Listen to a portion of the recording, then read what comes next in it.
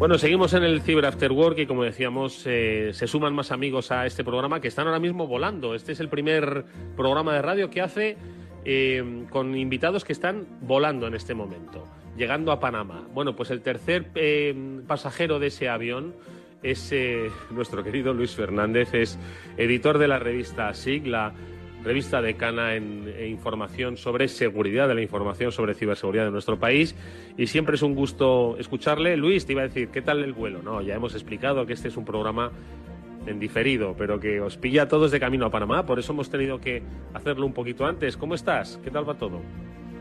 Bueno, un gran saludo a todo el equipo en la emisora y un gran saludo también a toda vuestra audiencia. Y es un placer y una deferencia que hayáis tenido a bien pues también contar con SIC. Oye, Luis, muchísimas gracias. Gracias a ti, como siempre, por un poco ponernos al corriente de por dónde van las cosas, ¿no? Porque muchas veces quizás estamos mirando hacia un sitio y vosotros, como expertos, veteranos que sois, estáis mirando hacia otro, ¿no? Entonces, en ese sentido, han pasado muchas cosas. Ha pasado hasta casi un amago de ciberapagón, pero no, ya no ha sido ciberapagón, pero se dijo. Y además elogiamos mucho lo que se haya producido, pero sí que la gente empezó a hablar de ciberseguridad de una manera muy natural. Yo creo que eso es un avance, ¿no?, como sociedad, pero ¿hacia dónde tenemos que mirar? Luis, ¿hacia dónde está mirando la revista SIC? Estupenda pregunta la que me formulas. La verdad es que hay algunos términos españoles muy bonitos y uno de ellos es el de zahorí, que supongo que muy buena parte de la audiencia recordará que son esas personas con cualidades especiales que con un artefacto iban detectando la posibilidad de encontrar algo. Así que no sé si los zahoríes tecnológicos no han estado muy finos o no, pero en base al episodio que tú has mencionado de rescisión de capacidad energética, pues que nos ha hecho una enorme reflexión, tanto popular como profesional. Yo tengo un personaje con un pelín irónico a través de la red social LinkedIn que me llama a mí mismo en AK Homo Previous, quizá con un poquito de Me algunas gusta. lecturas de lo que tiene. Y en el último reflexión que hice al respecto de lo que has estado comentando, Eduardo, pues un título que era Sabotaje y ciberataque con G. Es decir, hacer una mezcolanza de las dos cosas, porque por un lado parece ser todos los indicios que de ninguna de las maneras lo hubo, pero por otras se estuvieron mezclando por otro tipo de enfoques, pues estas dos capacidades.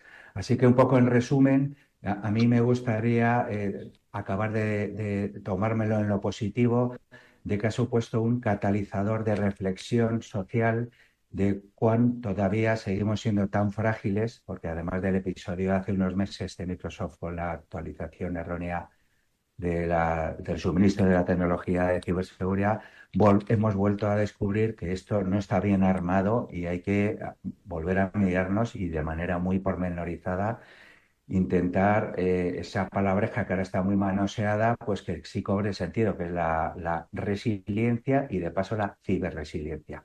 Muy interesante lo que apunta Luis, ¿verdad, Pablo, Mónica? Que yo creo que lo importante, ¿no?, de que se convierte en el mundo de la ciberseguridad es saber cómo levantarse, ¿no?, de las circunstancias adversas que te puede provocar, pues en este caso, una caída del sistema o bien la paralización, ¿no?, mediante un ciberataque de la operatividad digital a la que está ya conectado todo el mundo, ¿no? Resiliencia y ciberresiliencia. ¿Qué más cuestiones le planteamos a Pablo? Mónica. Pues es importante también, bueno, Luis, muchísimas gracias por estar con nosotros de nuevo, que siempre es un gran placer y totalmente de acuerdo, ¿no? Al final, cómo nos levantamos, cómo nos recuperamos esa resiliencia, hay que entrenarla, ¿no? Como solemos decir siempre. Y hemos estado hablando en el programa durante las últimas semanas, ¿no? A raíz un poco de este tema de la necesidad de protección de infraestructuras críticas, de servicios esenciales y de empresas estratégicas también, ¿no?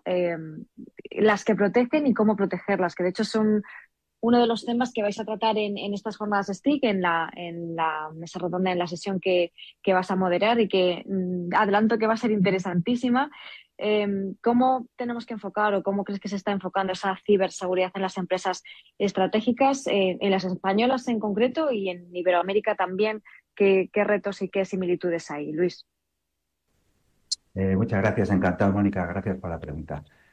Pues efectivamente, las nuevas jornadas de la iniciativa por parte de STIC en nuestros países compañeros en Iberoamérica pretende que haya una fluidez recíproca de intercambio de información que, por un lado, en lo que nosotros desde nuestro país modestamente podamos trasladarles, ellos les sirva para, de alguna manera, y no son van un pelín más rezagados en estos temas, pues den saltos un poco más acelerados aprovechando el saber hacer de nuestras compañías. Ese es uno de los propósitos por los cuales desde SIC propusimos que CCN celebrara esta sesión, este panel que has mencionado, Mónica, que efectivamente voy a literalmente decir el título, que es la ciberseguridad en las empresas estratégicas españolas, buen gobierno y garantía para los mercados. Yo creo que la tesitura precisamente de hablar, por un lado, de que en nuestro país disponemos de multinacionales españolas con operatividad transnacional muy, muy prestigiosa en muchos frentes y efectivamente da la casualidad que muchas de ellas se circunscriben al área de clasificada de estratégicas, ¿no? Por su condición de energéticas, de infraestructuras, etcétera. Así que media docena de ellas van a tomar parte en esta sesión y bueno, pues puedo mencionar muchas de ellas como puedan ser Airbus, como puede ser Renfe, Ineco, como pueda ser Repsol y además con unas ópticas muy diferentes porque en algunos casos hay el responsable de inteligencia y ciberinteligencia, en otras es el CISO, en otras son la seguridad genérica bien entendida como de manera integral.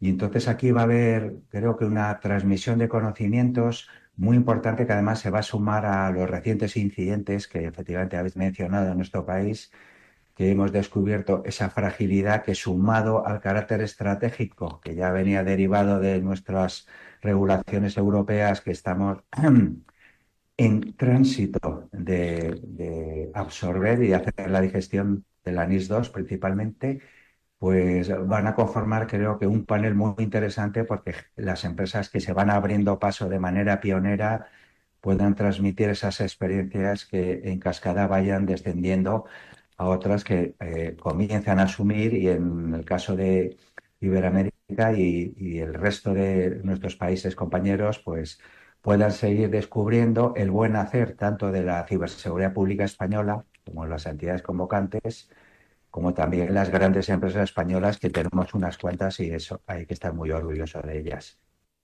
Pablo.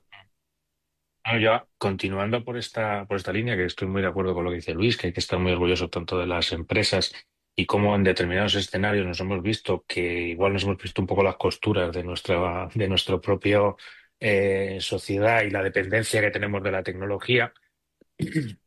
Y a esto, sumándole un factor más, que es todo ese dinero, presupuesto, etcétera, que se está hablando en la parte de defensa y que yo creo que tiene a muchas empresas ciber un poquito alteradas o están todas muy buscando qué es lo que hay. Eh, ¿Cómo ves la parte evidentemente tenemos grandes multinacionales, pero cómo ves la parte de tecnología y de productos españoles en la parte de ciberseguridad? Porque yo creo que todo el mundo tira mucho por soluciones israelíes americanas, pero al final esa parte europea, que siempre hemos hablado de crear tecnología europea y tener dependencia tecnológica cero, pues no sé si se está llegando a cumplir. ¿Cómo lo estás viendo tú? Hola Pablo, encantado, muchas gracias. Pues efectivamente estamos en una tesitura muy especial por la era Trump y que está definiéndose un nuevo planteamiento de reconsideración de uno mismo y de lo que es y de lo que quiere llegar a ser. Y en el mundo tecnológico, pues todas estas palabras y términos que recurrentes en los últimos años de soberanía tecnológica, etcétera, pues se está aflorando ya un convencimiento muy decidido de que al menos en la medida que esté en nuestras manos tenemos que orientarnos hacia ahí. Eso en cascada ha obligado a esta inversión en defensa. Luego sabéis que tiene derivadas de terminologías que a algunos les agradan más o no, como el rearme, etcétera. Pero sí es cierto que Europa, como nuestro propio modelo de defensa del ciudadano, pues tiene una parcela muy importante de la parte de privacidad de contenerla, y esto está viendo altas tensiones ahora. Por ejemplo, ayer mismo sigue profundizándose en la derivada de, de la grosería, de golpeando la confidencialidad en las multinacionales, como por ejemplo TikTok, que amenaza desde Europa volver a ponerle otra sanción. Con lo cual, insistiendo en lo que os decía, todos queremos volver a reflexionar y empezar a asumir ya de verdad que está bien que preservemos identidades específicas en algunas áreas, pero en otras tenemos que hermanarnos más, y una de las áreas claramente es la tecnológica en todos los frentes. Uno de ellos, descendiendo en defensa, nos vamos encontrando con ese término que antaño era muy tímido, era la ciberdefensa, porque los señores de los ámbitos bélicos se desenvolvían en sus cuatro dimensiones clásicas, incluida la satelital, que se acaba de revalorizar, por cierto, con todas las amenazas que sobrevienen de, de la eclosión cuantitativa brutal de satélites por parte de Amazon, de Starlink y, por supuesto, de los otros bandos. Pero también se ha, digamos, disparado la percepción de que una de las ramas más cruciales es la de la ciberdefensa. ¿Por qué? Porque además de per se por sí misma ir adquiriendo importancia, resulta que el resto de las cuatro, que antaño quizá por ondas, digamos, más clásicas se iban desenvolviendo, resulta que ahora son cada vez más dependientes de los escenarios, de las oportunidades de conexión y comunicación que se las da las TI evolucionadas con las telecomunicaciones. Con lo cual, el concepto de ciberdefensa se ha engrosado mucho, y dentro de la ciberdefensa está la ciberseguridad. Entonces, el doble uso de tecnologías para mm, enfoque bélico y enfoque civil se está revalorizando mucho.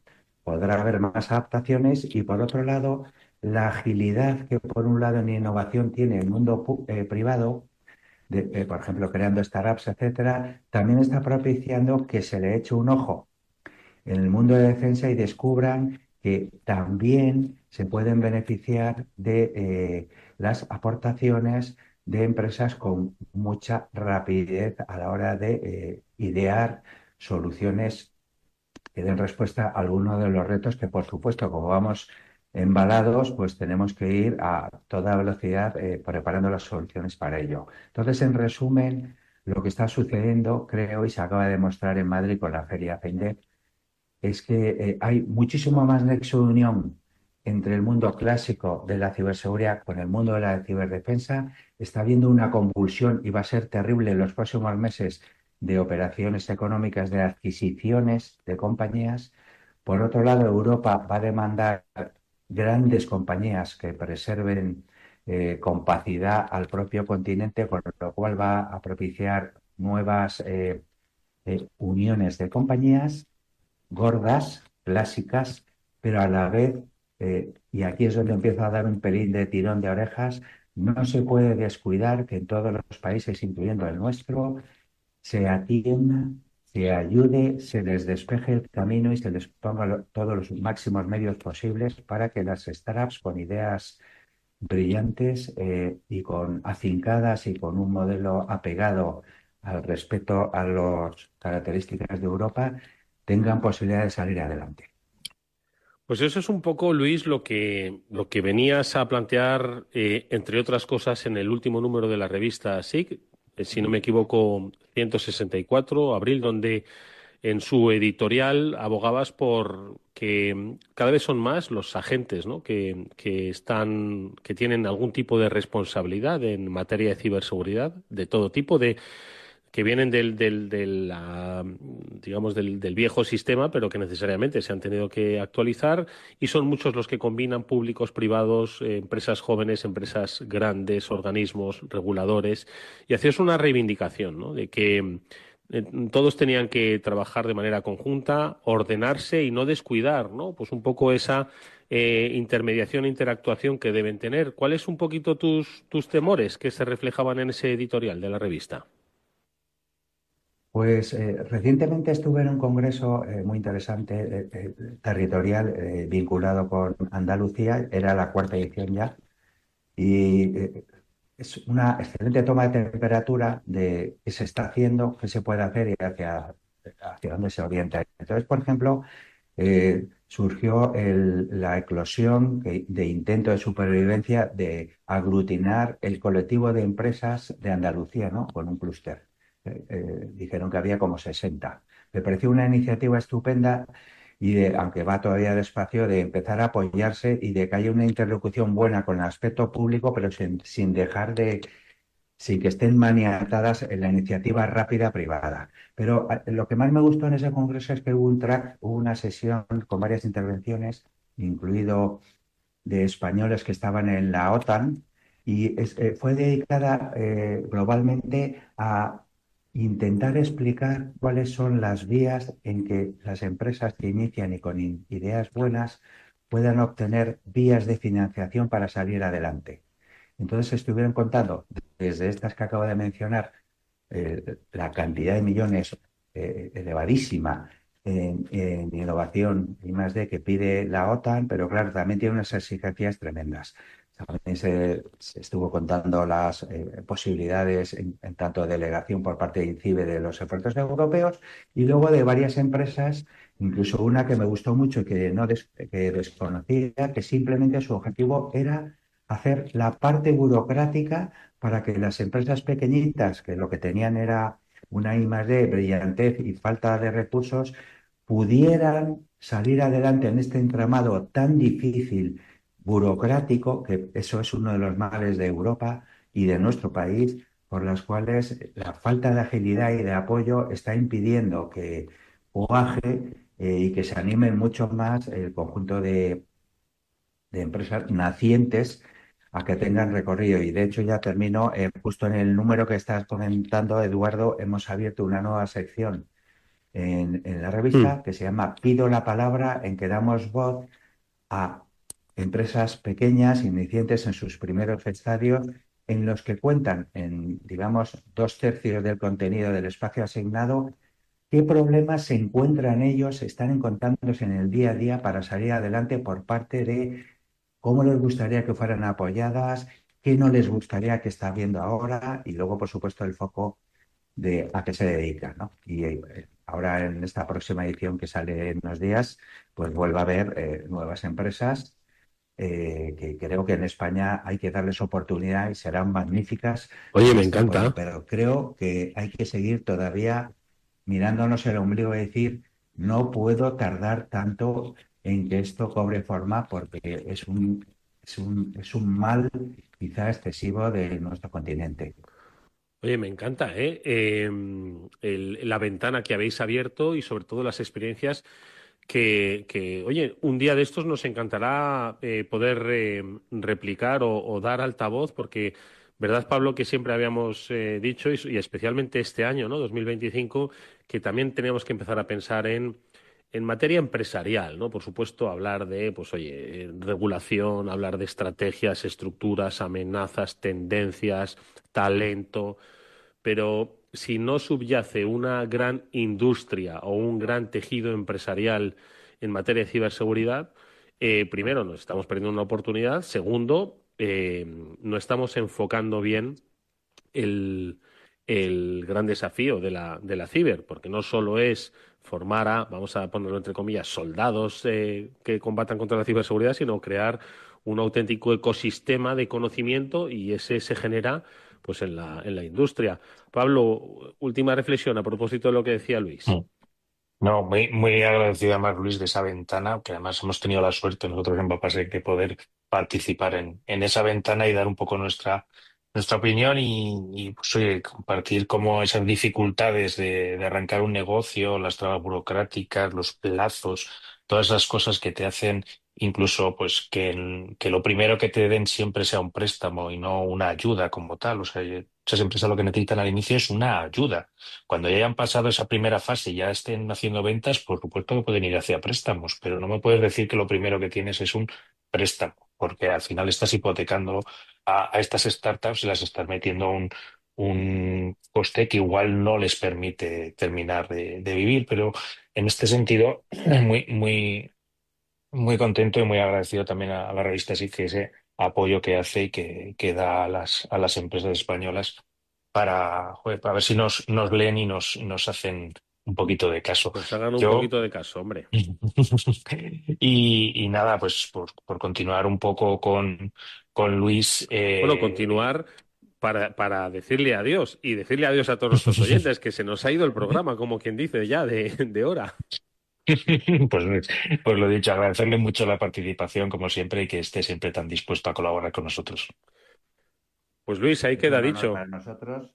Y Eduardo y el resto de team, Pablo y Mónica, estáis haciendo una tarea maravillosa y no hay que bajarse del carro porque alguna vez nos escucharán, os escucharán y esto empezará a coger carrerilla. Luis Fernández es editor de la revista SIC, que junto a Pepe de la Peña como director, pues como decimos, han marcado una senda de información, análisis, reflexión y, por supuesto, reflexión crítica, ¿no?, que es muy necesaria sobre cómo está ahora mismo el mundo de la ciberseguridad, que ya hemos visto que es probablemente uno de los aspectos más importantes que debemos tener en cuenta como sociedad y también como Estado-Gobierno a la hora de gestionar personas. Luis, lo dicho, muchísimas gracias, que terminéis bien el vuelo, porque también se lo deseo a Pablo y a Mónica, que lleguéis bien a Panamá, que nos lo contéis cuando volváis y que nada, que os traigáis muchas experiencias y sobre todo reflexiones y pistas que compartáis con los oyentes del Cyber After Work. Pablo, Mónica, Luis, muchas gracias. Muchas gracias, Eduardo. Eso está hecho. Hasta la próxima. Adiós, A ti chicos, siempre, Edu. buen viaje, chao, chao, chao.